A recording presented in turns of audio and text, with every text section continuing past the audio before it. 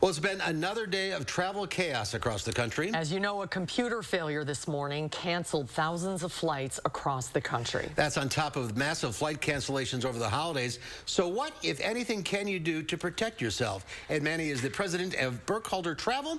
He joins us live from Costa Rica, of all places. Hi, Ed. Welcome to you. Thanks. You're leading a trip down there? Yes, I have a very large group down here until the 18th. Okay, so you're scheduled to flight today, and you hear about this grounding. What do you do?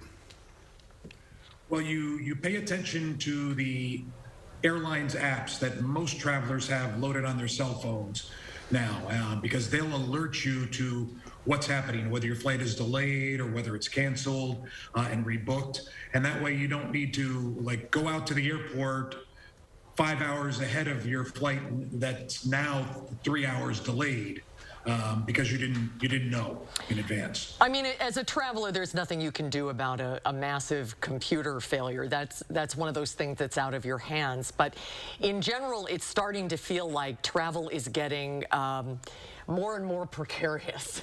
You know, I don't know, it just seems like it's getting very stressful. Yeah.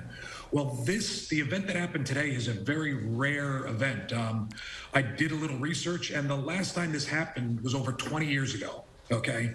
The FAA system, it's called NOTAM, standing for Notice of Air Missions. And what it does is it alerts pilots to potential hazards that they might encounter on a flight, like weather-related hazards or runways that are under construction or that might be closed or things like that.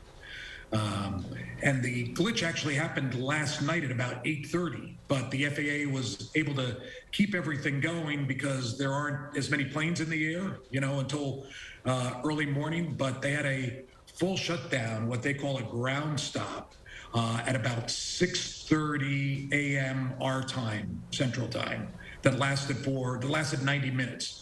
They were up and running again by 8 a.m. our time.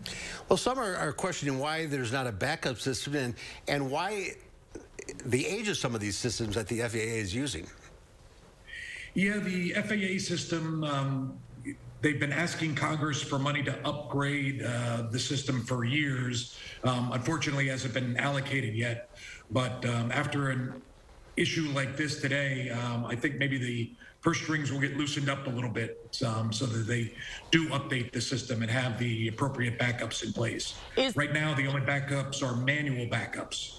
Is there any incentive if you're a traveler to, rather than book a flight yourself, to go through an organization like yours, use a travel agent? Are there any built-in protections in the event that something like this happens?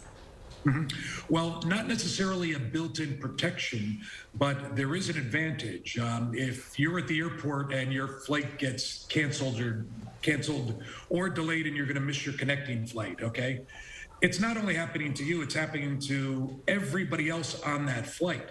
So you could get in line at a customer service counter at the airport, or you could call a travel advisor, and they get you to the front of the line and get you rebooked and everything fixed right away without you waiting in any lines. And by the time you get up to the front, the flight that you wanted is already sold out. And it doesn't cost you anything to have a travel advisor as well. Ed, enjoy yourself in Costa Rica. Well, thank you, Mark. I will. All right. I will. And safe travels home. We've got our fingers crossed for you, Ed. Best of luck. Thank you for being with us today. Pura vida, as they say down here. Good life. Thanks, sir.